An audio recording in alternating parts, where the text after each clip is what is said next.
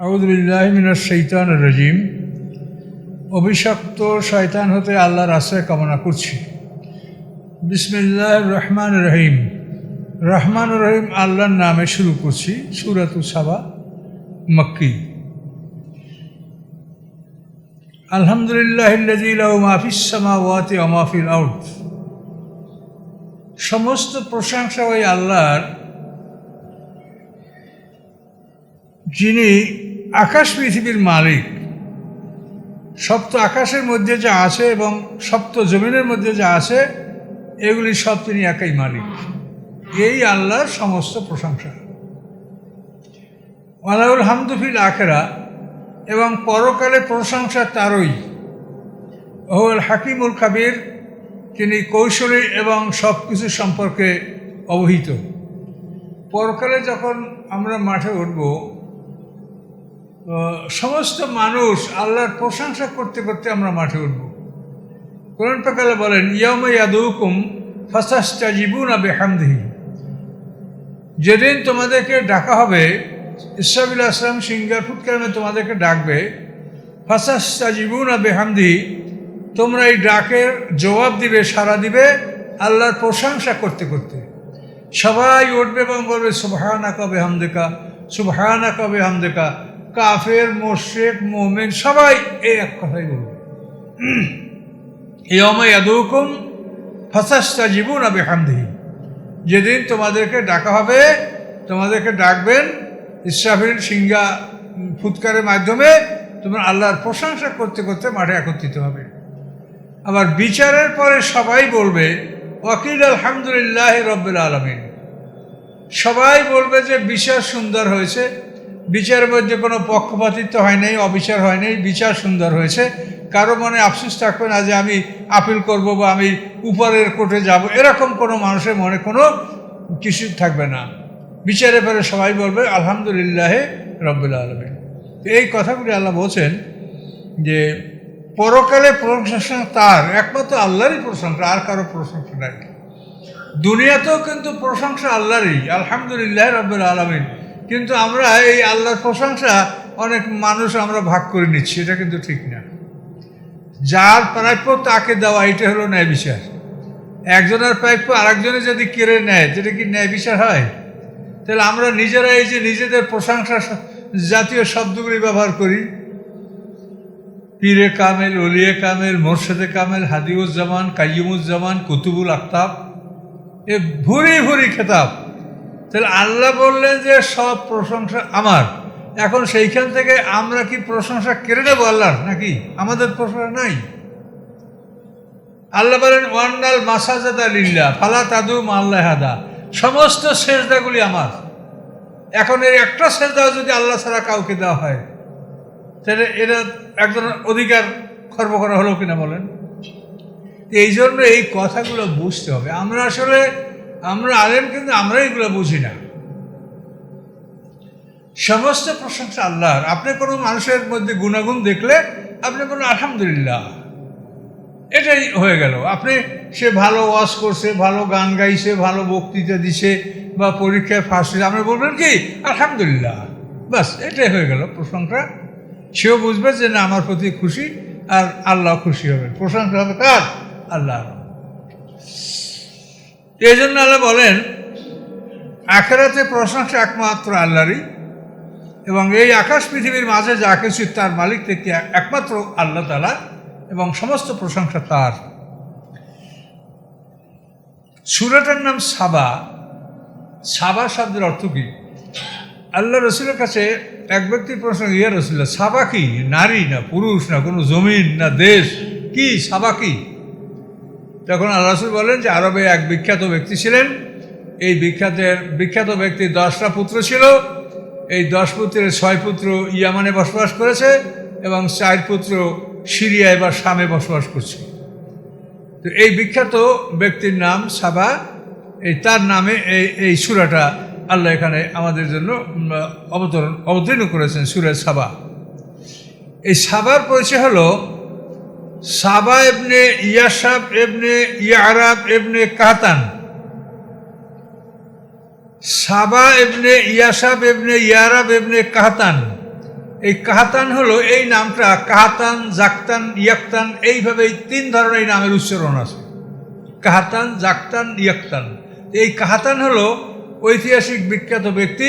এই কাহাতানের 2টা ছেলে ছিল। একটা ছেলের নাম হলো ইয়ারাব, আর একটা ছেলের নাম হলো জুরহুম। কাহাতানের 2 পুত্র। কাহাতানের পুত্র ইয়ারাব, এই ইয়ারাবের নাম অনুসারে আরব দেশের নামকরণ করা হয়েছে, আরব। আর জুরহুম হলো ইব্রাহিম আলাইহিস সালামের পুত্র ইসমাইল আলাইহিস সালাম, যে মানে মক্কাতে নির্বাসনের পরে যে পরিবার ওখানে প্রথম আশ্রয় নিয়েছিল, এরা জুরহুম পরিবার। ইয়ামেনের অধিবাসী, এরা জুরহুম পরিবার। তো ইয়ারাব এবং জুরহুম এরা কাহাতানের পুত্র। কাহাতানের পিতার নাম হলো আবের। তো এই আবের হলো, এটা পরিচয়টা দেখেন, ইব্রাহিম আলাইহিস পিতার নাম আজর, তার পিতার নাম সারুক, তার পিতার নাম আরগুদ, তার পিতার নাম ফানে। এই ফানের পিতার নাম হলো আবের। এই আবের পিতার নাম শালেক, তার পিতার নাম এরফাকশাস, তার পিতার নাম এরাম, তার পিতার নাম সাম, তার পিতার নাম নূহ। এই হলো এই ধারা। এই ধারার মধ্যেই সমস্ত মানুষগুলা,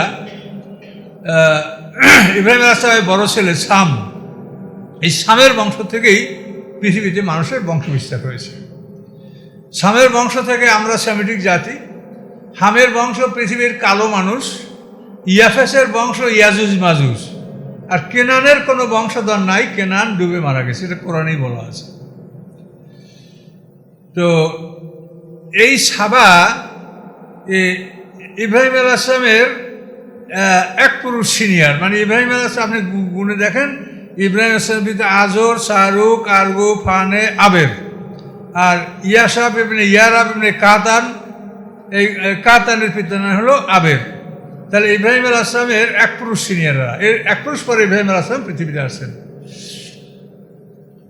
তো এই সাবার নামে এই সূরাটা আল্লাহ নাযিল করেছেন, এবং এই সাবার বহু মানে তার কৃতিত্ব আছে। এবং তার বিশেষ করে ইয়ামানে যে বাঁধ নির্মাণ করে ইয়ামান যে সমৃদ্ধ হয়েছিল, সেই বাঁধের কথা আমরা সামনে পাব। তো এই বাঁধ, এইটা উনি প্রথম করেছিলেন। পরবর্তীতে এই বাঁধ রানী বিলকিস ওটা সংস্কার করেছিলেন, যেটাকে কোরআনী ভাষায় বলেছে সাইল আল আরাম। সাইল মানে বন্যা, আরাম মানে বাঁধ, বাঁধ ভাঙ্গা বন্যা। এই বাঁধ ভাঙ্গা বন্যার ইতিহাসটা এই সূরার মধ্যে আল্লাহ উল্লেখ করেছেন। এবং এখানে এই সূরায় অধিকাংশ তাফসীরকাররা বলছেন যে এই বাঁধ নির্মাণ করেছিলেন রানী বিলকিস, কিন্তু বিলকিস করতে পারেন পরবর্তীতে, কিন্তু এটা মূল হলো এই সাবা। উনি এই ইয়ামানের সমৃদ্ধির জন্য প্রথমে এই ইয়ামানে বাঁধ নির্মাণ করেছেন। ইয়ামানের অবস্থাটা ছিল, বর্ষাকালে প্রচুর পানি হতো, কিন্তু বর্ষা ঘুরে গেলে আর পানি থাকতো না। তখন ইয়ামানের 2টা পাহাড়ের মাঝে বাঁধ নির্মাণ করে এই পানিকে তারা আটকানোর ব্যবস্থা করলো, এবং বাঁধ নির্মাণ করে তার ভিতরের দিকে বড় বড় জলাশয় করে রাখলো। বর্ষাকালে সব পানি এখানে জমা হয়ে থাকতো, আর বাঁধ দিয়ে আটকে রাখা হতো।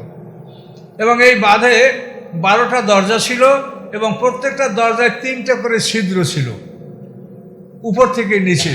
পানি যখন বেশি হতো তখন উপরের ছিদ্র ওই দরজা খুলে তারা পানি ভিতরে নিয়ে পানি বন্টন করে ফসল ফলাতো। আর যদি পানি একটু কমতো তাহলে মাঝের ছিদ্রটা এটা খুলতো, আর একেবারে পানি কমে গেলে তখন নিচের ছিদ্রটা খুলতো।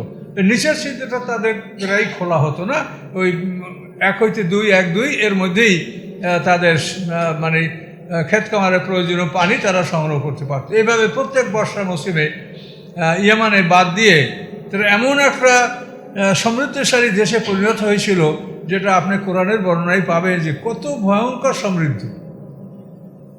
বলা হয়েছে তাফসিরে যে ইয়ামান থেকে সিরিয়া পর্যন্ত এই রাস্তার 2 ধারে যে ফলের বাগান ছিল, কোনো এক মহিলা যদি একটা ঝুড়ি মাথার উপরে নিয়ে বাগানে ঘুরে বেড়াইয়া বের হয়ে আসতো, অল্প সময়ের মধ্যে তার ঝুড়িটা পাকা পাকা ফলে ভরে যেত, মাটির থেকে কোনো ফল কুড়াতে হতো না।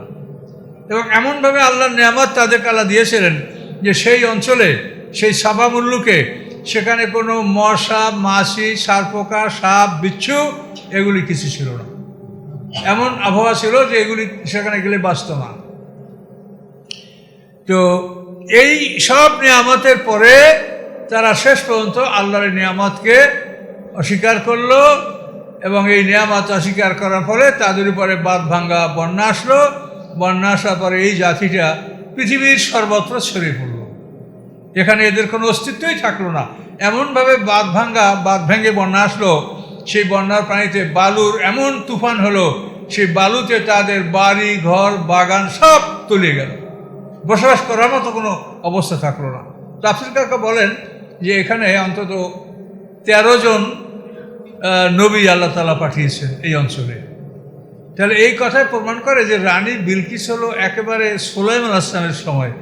সুলাইমান আলাইহিস সালামের পরে তো সময়টা খুবই কম। সুলাইমান আলাইহিস সালাম পরে হলো জাকারিয়া আলাইহিস সালাম, ইয়াহইয়া আলাইহিস সালাম, ঈসা আলাইহিস সালাম, তারপরে আমাদের নবী মুহাম্মদ সাল্লাল্লাহু আলাইহি ওয়াসাল্লাম। তাহলে সুলাইমান আলাইহিস সালাম তো শেষ দিকের পয়গম্বর। তো যেখানে বলা হয়েছে যে ইয়ামানেই 13 জন পয়গম্বর আসে, তাহলে এটা নিশ্চয়ই এই বাদের ইতিহাস, এটা সাবার থেকেই এই বাদটা হবে। এগুলো আমরা মানে নিজেদের কতগুলো জিনিস বাছাই করে জ্ঞানের মাধ্যমে এটা নির্ণয় করতে হবে যে আসলে বিষয়টা কি ঘটতে পারে। কাসরে গামদান, ইয়ামানের সেই বিখ্যাত অট্টালিকা যেটা সাবা নির্মাণ করছিল, 20 তলা বিল্ডিং সেই যুগে, কাসরে গামদান। তো এই সমস্ত ঐতিহ্য এখন ইয়ামানে কি আছে কি না আছে, এই ইয়ামানকে ইরানিরা শাসন করছে 60 বছর, যার জন্য ইয়ামানে এখন শিয়া, এই শিয়া নিয়ে সৌদি আরবের সাথে সংঘর্ষ। এই ইয়ামানকে ইরান 60 বছর শাসন করছে, এই জন্য এখানে শিয়াদের প্রভাব। তো ইতিহাসগুলি আমাদের তাফসীরের বিষয় না, তারপরেও এটা হলো আপনাদের মনের একটা চাহিদা বা একটা মানুষ অনুসন্ধানকারী, এটা অনুসন্ধান মানুষের অন্তরে, এটা মানুষ ভালোবাসে। তো যাই হোক, এখন আমরা সংক্ষিপ্ত আগাই, তাহলে আমরা এর মধ্যেই সব পাবো। আল্লাহ বলেন ইয়ালামু মা ইয়ালিজু ফিল আরদি ওয়া মা ইয়াখরুজু মিনহা, তিনি জানেন পৃথিবীতে কি প্রবেশ করে এবং কি পৃথিবী থেকে বের হয়। পৃথিবীতে পানি প্রবেশ করে, মানুষের মরদেহ পৃথিবীর মধ্যে মাটির মধ্যে প্রবেশ করে, তো কি ঢোকে আর কি পৃথিবীর থেকে বের হয় আল্লাহ জানেন। কত ধরনের ফল মূল, গাছপালা, তরুলতা, ঘাস, এই যে বৃষ্টির সাথে সাথে ঘাস হয়, এটা কিন্তু একটা কুদরত। এই ঘাস হওয়ার কারণে বৃষ্টির পানিতে মাটির ক্ষয় রোধ হয়। এই ঘাস যদি না জ্বালাতো তাহলে বৃষ্টির পানিতে কিন্তু মাটির পলি কিন্তু নষ্ট হয়ে যেত, উঁচু জায়গার সব পলি নিচে নেমে যেত, আর জমির লেভেল যেটা আল্লাহ উঁচু নিচু এটা কিন্তু থাকতো না। এই জন্য আল্লাহ বৃষ্টির সাথে সাথে এমনভাবে ঘাসের কার্পেট বুনে দেন যে বৃষ্টির পানিতে মাটির ক্ষয় হয় না। এরপরে আল্লাহ বড় বড় গাছ, সেগুলো আল্লাহ আমাদের জন্য করে। কি যে তার কুদরত, যেদিকে তাকাবেন সেদিকে আল্লাহর কুদরত দেখে আপনি অবাক হয়ে যাবেন। কিন্তু আমরা সেদিকে তাকাতে চাই না, আমরা সবসময় গল্প গুজব, অধিক কথা বলার এত অভ্যাস আমাদের দেশে। আমি রিক্সা উঠলে রিক্সাও আমাকে ওয়াজ করে, কি করবো বলেন। তো এখন বলার কিছু নেই, এটা হলো আমাদের জাতীয় স্বভাব যে আমরা বেশি কথা বলার চেষ্টা করি, কিন্তু আসলে কথা বলাটা খুবই খারাপ। আল্লাহ রসুল বলছেন যে এই মুখে এই মুখ যদি একে সামলাও তাহলে তোমার ভেসতে যাওয়া সহজ হবে। মুখ, কথা যত কম বলতে পারেন। তা আল্লাহ বলেন ইয়ালামু মা ইয়ালিজু ফিল আরদি ওয়া মা ইয়াখরুজু মিনহা, তিনি জানেন পৃথিবীতে যা প্রবেশ করে এবং পৃথিবীতে যা বের হয়। ওয়া মা ইয়ানজিলু মিনাস সামায়ে, এবং তিনি আকাশ থেকে কি নাজেল করেন, রহমত নাজেল করেন, কখনো গজব নাজেল করেন, কখনো বৃষ্টি, অনাবৃষ্টি, অগ্নিবৃষ্টি, কি আকাশ থেকে তিনি নাজেল করেন তা তিনি জানেন। ওয়া মা ইয়ারজু ফিহা, এবং আকাশে কি আরোহণ করে। এই আপনাদের আমাদের মোমেনদের নেকামলগুলি আকাশে আরোহণ করছে, আল্লাহ তাআলা এগুলি জানেন যে কি আকাশে উঠছে। ওহুয়ার রহিমুল গফুর, এবং আল্লাহ তাআলা দয়ালু এবং ক্ষমাশীল, তিনি অত্যন্ত দয়ালু। আমরা অপরাধ করি, সাথে সাথে আমাদেরকে শাস্তি দেন না, তিনি আমাদেরকে সময় দেন যাতে আমরা তওবা করতে পারি এবং আল্লাহর প্রতি ফিরে আসতে পারি। এই জন্যই মানুষদেরকে আল্লাহ তাআলা এই জীবনে যে সময়টা দিচ্ছেন, মোহলাত দিচ্ছেন, অবকাশ দিচ্ছেন, শুধু এই জন্য যে মানুষের আল্লাহর প্রতি ফিরে আসুক। অকাল আল্লাযিনা কাফারু লা তা'তিনা সাআ, কাফেররা বলে আমাদের কাছে কিয়ামত আসবে না। এই সমস্যা এইটাই, আল্লাহকে বিশ্বাস করে সবাই, কিন্তু পরকাল বিশ্বাস করে না অধিকাংশ মানুষ। আর আমরাও যা পরকাল বিশ্বাস করি, এই বিশ্বাসটা খুবই দুর্বল। আমাদের বিশ্বাসটা খুব কঠিন বিশ্বাস না, তাহলে কিন্তু আমরা অন্যায় করতে পারতাম না। তো কাফেররা বলে আমাদের কাছে কিয়ামত আসবে না। আল্লাহ বলেন, কুল, আপনি বলুন, বালা, হ্যাঁ অবশ্যই আসবে। ও রব্বি, আমার রবের কসম। এখানে ওটার অর্থ কসম। হ্যাঁ, আমার রবের কসম। লা তাতিয়ান্নাকুম, তিনি এই বিচারের দিন, প্রতিদান দিবস তোমাদের কাছে তিনি উপস্থিত করবেন, নিয়ে আসবেন। কে? আলিমুল গায়েব, যিনি গায়েব সম্পর্কে খবর রাখেন। কখন আসবে তিনি আলিমুল গায়েব, এটা তিনি ছাড়া এই খবরটা কেউ বলতে পারবে না। লা ইয়াজুবু আনহু মিসকালু যাররাতিন ফিস সামাওয়াতি ওয়ালা ফিল আরদ, এই পৃথিবীর জমিনের মধ্যে, আকাশের মধ্যে যার্রা বরাবর কোনো বস্তু তার অগোচরে নয়। যার্রা মানে অনু পরিমাণ কোনো ন্যাক বা বদ, ভালো মন্দ, জুলুম অত্যাচার যাই হোক, আল্লাহ বলেন অনু পরিমাণ কোনো বস্তু পৃথিবীতে, সেটা আকাশের মধ্যে হোক, পৃথিবীর মধ্যে হোক, এটা আল্লাহর অগোচরে নয়। এগুলি সব আল্লাহ জানেন। ওয়ালা আসকারা মিন যালিকা ওয়ালা আকবারা, আর এর সেইটা যদি ছোট হয় বা এর সেইটা বড় হয়, ইল্লা ফি কিতাবে মুবিন, এই সব কিছু স্পষ্ট কিতাবে লিপিবদ্ধ করা আছে। এটা আমাদের আমলনামা লেখা হয়, সেখানে এই কিতাবেও লিপিবদ্ধ আছে, এবং আল্লাহর আরশে সব কিছু একটা তালিকা আছে, সেখানেও এটা লিপিবদ্ধ করা আছে।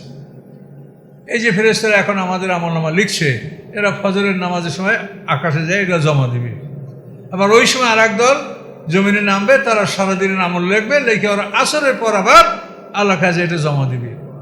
তারা এই ফেরেশতারা যারা রাতের আমল লেখে, তারা রাতের আমলই লেখে। ওরা ভোরে চলে যাবে, আবার আসবে বিকেলে।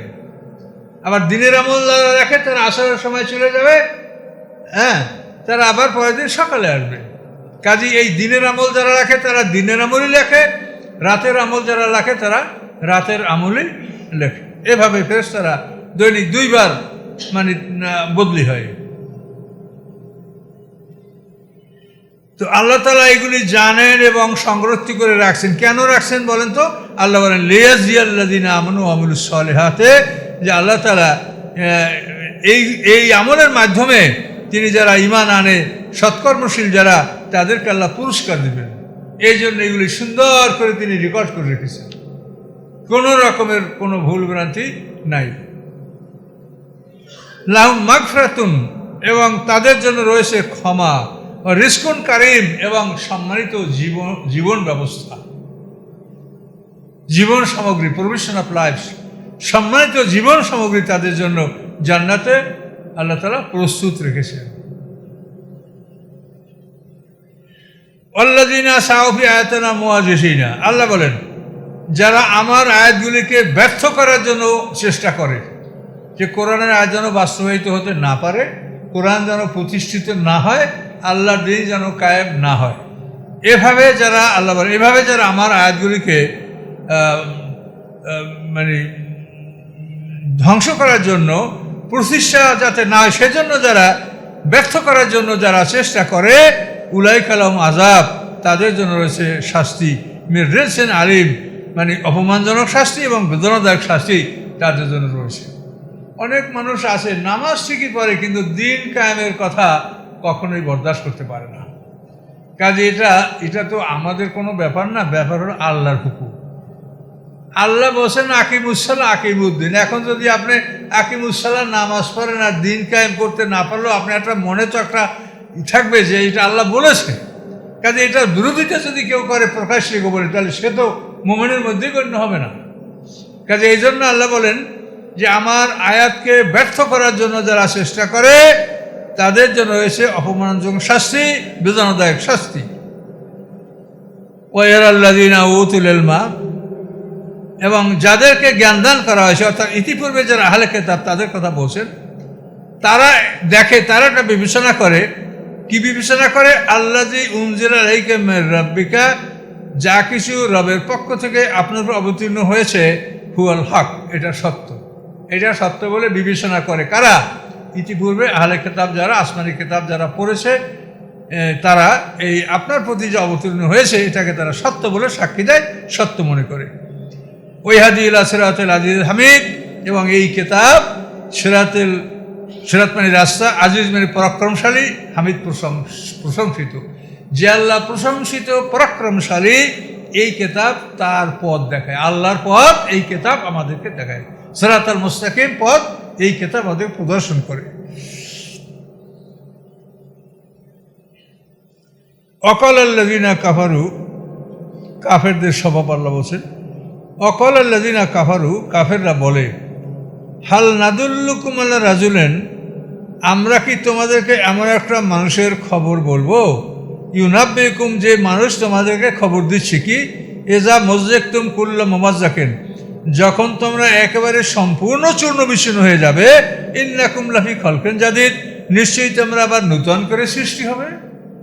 এই কথা যে বলে কাফেররা বলে, আমরা সেই লোকটাকে দেখাইয়া দেব, সেই লোকটা হচ্ছে মুহাম্মদ রাসূলুল্লাহ সাল্লাল্লাহু আলাইহি ওয়াসাল্লাম, উপহাস দেখাই দেব। এই লোকটাই বলে যে আমরা মরিয়া চূর্ণ বিচূর্ণ হয়ে যাবো, হাড্ডি মাটিতে মিশে যাবে, তারপর আবার নূতনভাবে সৃষ্টি হবে, এটা বলে। আমরা সৃষ্টি হলাম কোত্থেকে? আমরা তো মাটির থেকে সৃষ্টি হলাম। যে আল্লাহ আমাদেরকে মাটির থেকে সৃষ্টি করলেন, মরার পরে আবার মাটিতে মিশে যাচ্ছি আমরা, সেখান থেকে আবার আমাদেরকে আল্লাহ বের করবে। এটা অসম্ভব কেন তারা মনে করে? এটা তো কোনো রকম যুক্তিতে আসে না যে এটা অসম্ভব। প্রথমবার তো আমাদেরকে মাটি থেকেই সৃষ্টি করা হলো, মরার পরে আবার আমরা মাটিতেই বিলুপ্ত হয়ে যাচ্ছি, ওখান থেকে আমাদেরকে বাইর করা হবে।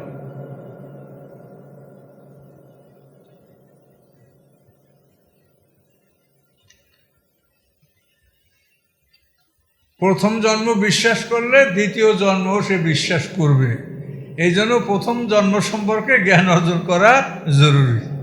প্রথম জন্ম সম্পর্কে যদি আপনি সঠিক বোঝেন, তাহলে দ্বিতীয় জন্মটাও আপনি বুঝবেন যে না হবে। এখন ওই কাফেররা বলে, আফতারা আলাল্লাহ কাযিবান, এই লোকটা আল্লাহর উপরে মিথ্যা রচনা করে। আল্লাহ এগুলো বলে নাই, ও নিজে বলে যে আল্লাহ বলছে নবীদের ব্যাপারে। এই অভিযোগ তাদের। আম্বে জেন্নাতুন, অথবা তার সাথে জিন ভূত আছে, পাগল হয়ে গেছে, এই জন্য বলে। তো আল্লাহ বলেন, বালিল্লাযীনা লা ইউমিনুনা বিল আখিরাতে, বরং যে সমস্ত কাফেররা পরকালে বিশ্বাস করে না, ফিল আযাবে, তারা শাস্তির মধ্যে অবস্থান করবে। এবং সেই লোকগুলি দালাল বাঈদ, দূর দূরান্ত ভ্রষ্ট পথে, ভুল পথে তারা অবস্থান করছে।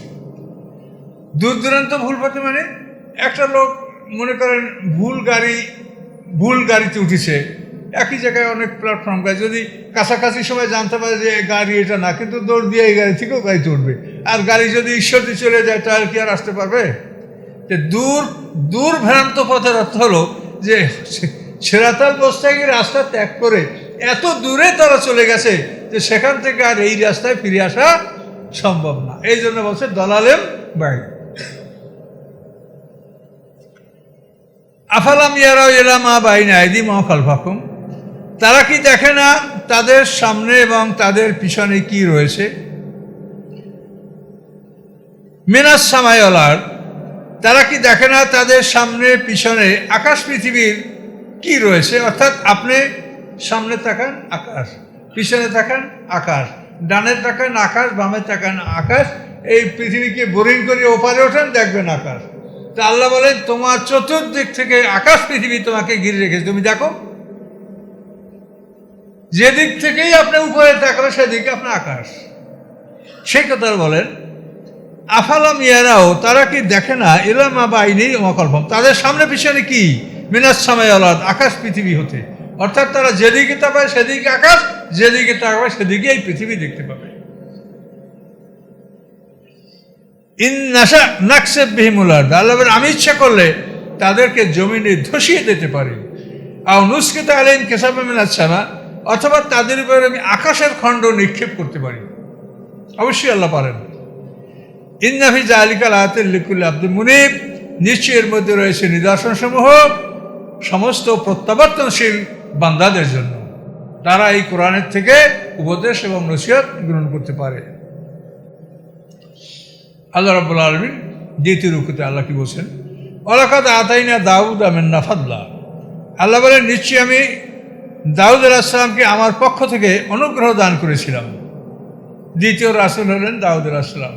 প্রথম রাসূল মূসা আলাইহিস সালাম, তার অন্তত 2000 বছর পরে হযরত দাউদ আলাইহিস সালাম আসেন। দাউদ আলাইহিসসালামের পর ঈসা আলাইহিসসালাম, তারপরে আমাদের নবী মুহাম্মদ রাসূলুল্লাহ সাল্লাল্লাহু আলাইহি ওয়াসাল্লাম। তো আল্লাহ বলেন, নিশ্চয়ই আমি দাউদকে আমার পক্ষ থেকে অনুগ্রহ দান করেছিলাম। অনুগ্রহগুলো কি? ইয়া জেবালু আব্বি বিমাহু, হে পাহাড় সমূহ তোমরা দাউদের সাথে আল্লাহর জিকির করো। ওরা পাহাড় পর্বত এমনি জিকির করে, কিন্তু শোনা যাচ্ছে না। আর দাউদ আলাইহিসসালামের সাথে জিকির করতো, সেটা শোনা যাইতো, যে এই পাহাড়ে জিকির করছে, এই আওয়াজটা মানুষ শুনতে পাইত। তা আল্লাহ বলেন, আমি দাউদকে অনুগ্রহ দান করেছিলাম। তার একটা অনুগ্রহ কি? আমি পাহাড়কে বললাম যে পাহাড় দাউদের সাথে তুমি আল্লাহর জিকির করো। অত্যাইরা পাখিদেরকেও বলে দিয়েছিলাম যে তোমরা দাউদের সাথে জিকির করো। দাউদ আলাইহিসসালাম জিকির শুরু করলে সব পাখিরা ঝাঁকে ঝাঁকে আইসা বৈশা, তার ডানে বামে চতুর্থে বৈশা আল্লাহ জিকির করতো। কেমন এক অদ্ভুত দৃশ্য বলেন তো। আল্লাহ বলেন, এই অনুগ্রহ আমি দাউদকে দান করেছিলাম। আর কি করেছিলাম? ও আলান্নার হাদিদ, তার জন্য আমি লোহাকে নরম করে দিয়েছিলাম। লোহা এখন যে কঠিন, লোহাকে গলাতে তো অনেক সেলসিয়াস তাপ লাগে, কিন্তু দাউদ আলাইহিসসালাম আল্লাহ এমনি নরম করে দিয়েছে। সে যেমন ইচ্ছা তেমন এই লোহাকে সে ব্যবহার করতে পারত। কেন? আনেমাল সাবেগাতেন, আল্লাহ বলেন, আমি তাকে বললাম যে তুমি বড় বড় লোহার পোশাক নির্মাণ করো। ওয়াকাদ্দির ফিস সাদ, আর বুননের ক্ষেত্রে কড়াগুলিকে তুমি সমান দূরত্বে স্থাপন করে এগুলি তুমি বুনন করো।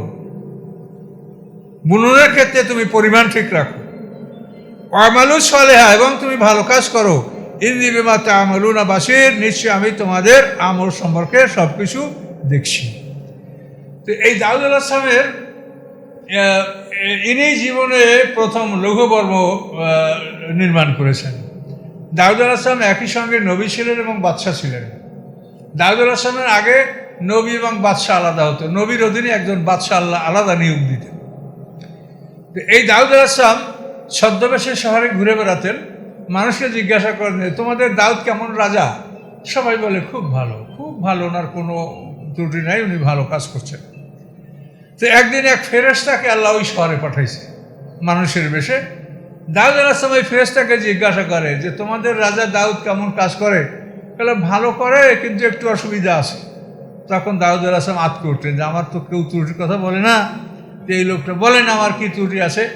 তো বলে যে আপনি সংসার পরিচালনা করার জন্য যে রাজকোষ থেকে অর্থটা নেন, এইটা না নিয়ে আপনি যদি নিজে কাজকর্ম করে সেই অর্থ দ্বারা সংসার পরিচালনা করেন, এটা আপনার জন্য ভালো হয়।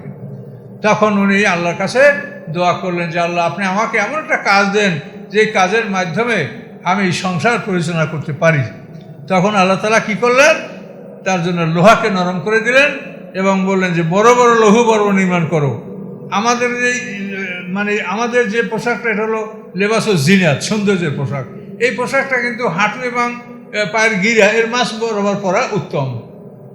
আর গিরা পর্যন্ত নিচে পরা যায়, কিন্তু উত্তম হলো হাঁটু এবং গিরের মাঝখানে পরা। আর এই যে লোহার পোশাক, এটাকে বলে সাবেকাত। সাবেকাত মানে এত লম্বা হবে যেন মাটি ঘেঁষে পোশাকটা চলে, মানে পায়ের পাতায়ও যেন তীর তলোয়ারের আঘাত না লাগে। এই জন্য সাবেকাত শব্দটা বলা হয়েছে। বড় পোশাক বড়, যাতে মাটি ঘেঁষে যেন পোশাকটা চলে। তো এইভাবে দাউদ আলাইহিসসালাম আল্লাহর হুকুমে লোহাকে নরম করে দিলেন। এই লোহা দ্বারা তিনি এই লোহার পোশাক নির্মাণ করলেন এবং প্রতিদিন এক একটা পোশাক তিনি নির্মাণ করতেন এবং একটা পোশাক তিনি 4000 দিরহামে বিক্রি করতেন। এর দ্বারা তার সংসার পরিচালনা করা এবং মানুষকে দান করা সব কিছু তিনি সুন্দরভাবে তিনি করতে পারতেন। তো এখানে আমরা বুঝতে পারি যে দাউদ আলাইহিসসালাম আল্লাহর একজন রাসূল। তিনি আল্লাহর কাছে কাজ চেয়েছেন। তো আল্লাহর কাছে সবচেয়ে প্রিয় আমল হলো জিহাদ ফি সাবিলিল্লাহ, এবং জিহাদ ফি সাবিলিল্লাহ যে পোশাক পরা হয় সেই পোশাক হলো আল্লাহর কাছে লিবাসুত তাকওয়া বা উত্তম পোশাক, রক্ষাকারী পোশাক। এই পোশাক বানানোর জন্য দাউদ আলাইহিসসালামকে আল্লাহ তাআলা আদেশ করলেন। দাউদ আলাইহিসসালামকে আল্লাহ তাআলা এটাও বলতে পারতেন যে তুমি জায়নামাজ, চুফি, তবজি, মেসাকের একটা দোকান দাও, তাতেও তো সংসার চলে। যে যা বিক্রি করে তাতেই আল্লাহ তাআলা তার সংসার চালায়, এটা উসিলা। কিন্তু আল্লাহ তাআলা কি বললেন? লৌহবর্ম নির্মাণ করতে বললেন এবং এগুলির মাধ্যমে তার সংসার পরিচালনা হবে এবং মানুষের যুদ্ধ থেকে আত্মরক্ষা করতে পারবে। কাজে এই জন্য জিহাদ ফি সাবিলিল্লাহ এটা আল্লাহর কাছে খুব প্রিয়তম আমল। কিন্তু এই আমল করার এখন বিশ্ব যে অবস্থা, এটা সুযোগ নেই। বিশ্বকে এমনভাবে এলোমেলো করে সাজানো হয়েছে যাতে কোরআনের আইন দ্বারা আমরা কোনো কাজ করব বা চলবো এটার সুযোগ সব নষ্ট করে দেওয়া হয়েছে। এই জন্য তারপরও এই জেহাদের জন্য যেন কোনো যুবক মনে করেন না যে আমি জীবনের ঝুঁকি নিয়ে আমি একটা কিছু করব না। আল্লাহ আপনাকে সেভাবে বলেননি যে আপনি একাই একটা কিছু করবেন বা আপনি একটা সংগঠন নিয়ে কিছু, এটা আল্লাহ আপনাকে বলেন নাই। তো আপনারা তারপরও যদি জিহাদের সব লাভ করতে চান, তা আমাদের দেশে যেটা সাধারণ নিয়ম আছে সেই নিয়ম অনুযায়ী আপনি আর্মি, পুলিশ, বিডিআর, আনসার এই সমস্ত বিভিন্ন আপনি ডিপার্টমেন্টে আপনি কাজ নেন, আপনি সৈনিক হন। তখন সৈনিক হলে আল্লাহর পথে আপনি যদি সঠিকভাবে দায়িত্ব পালন করেন আপনি বহু সবের অধিকারী হতে পারবেন। একজন পুলিশ সদস্য মানুষের যতটা উপকার করতে পারে একজন পাবলিক, একজন ওলি আল্লাহ, বুজুর্গ কেউ তত উপকার করতে পারে না। সত্য কিনা বলেন? একজন পুলিশ মানুষকে সবচাইতে বেশি পুলিশ মানুষ উপকার করতে পারে। কাজে এই সমস্ত দায়িত্বশীল কাজে থাকেন তাহলে আপনারা জিহাদ ফি সাবিলিল্লাহ সব আপনাকে আল্লাহ দিতে পারে। কিন্তু বিচ্ছিন্নভাবে কোনো রকমই কেউ জিহাদের চিন্তা করবে না। জিহাদের নিয়মটাই হলো প্রথমে রাষ্ট্র সৃষ্টি হবে, রাষ্ট্রের অধীনেই জিহাদটা হবে। যেমন উজু ছাড়া নামাজ পড়া যায় না, তেমনি ইসলামী রাষ্ট্র ছাড়া জিহাদ করার কোনো সুযোগ নেই। ইসলামী রাষ্ট্র হবে যেমন আল্লাহ রসুলের জীবনেই দেখেন। আল্লাহ রসুল মক্কায় 13 বছর ছিলেন। সাহাবায়ে কেরামরা বারবার অনুরোধ করেছে জিহাদের জন্য, কিন্তু 70 বার আল্লাহ তাদের এই দাবি প্রত্যাখ্যান করছে। তারপরে আল্লাহ রসুল 13 বছর পর মদিনা হিজরত করছেন। মদিনা হিজরত করার 6 মাস পরে জিহাদের আদেশ আসছে। 18 মাস পরে বদরের যুদ্ধ সংঘটিত হয়েছে। কাজে এইগুলো দেখে নেন নবীর জীবনে। রাসূল হলো আমাদের উসওয়াতুন হাসানা, উত্তম আদর্শ। তার জীবন থেকে এগুলো আপনি নিতে হবে। আপনি নিজে ইচ্ছা মতো কোথাও যে মারামারি শুরু করলেন, আমি জীবনের ঝুঁকি নিয়ে একাই জিহাদ করব, এরকম কিন্তু অনেক লোকের কথাবার্তা আছে, কিন্তু এগুলো ঠিক না। এগুলো হলো নিজেদের কথা, এটা কোরআনের কথা না। একটা মানুষ অযথা ধ্বংস হবে আল্লাহ এটা চান না। একটা মানুষ বেইজ্জত হবে এটা আল্লাহ চান না। রাষ্ট্র ছাড়া জিহাদ করলেই বেইজ্জতি। রাষ্ট্র যদি থাকে জিহাদ করলেন, আপনি হেরে যান, তারপর আপনার রাষ্ট্রে আপনি আশ্রয় নিতে পারবেন। আপনি শহীদ হয়ে গেলে আপনার পরিবারের দেখভাল রাষ্ট্র করবে, কিন্তু রাষ্ট্র থাকলে এগুলো কে করবে? আপনি জিহাদ করে শহীদ দেবেন, আমরা স্ত্রী ভিক্ষা করবে, ছেলেমেয়েরা ভিক্ষা করবে। কাজে এই ধরনের জিহাদ চিন্তা এগুলো কেউ করবেন না। এগুলো ভুল চিন্তা। এগুলো কোনো নেতারা ওই রকম মানে বড় বড় গরম বক্তৃতা করিয়া মানুষকে উত্তেজিত করে, আবার যুবকরা কেউ মনে করতে পারে যে আমি জীবনের ঝুঁকি নিয়ে আমি এটা করি, আমি ব্যস্ত পেয়ে যাব। কিন্তু না, আল্লাহ এভাবে বলেন নাই আপনাকে।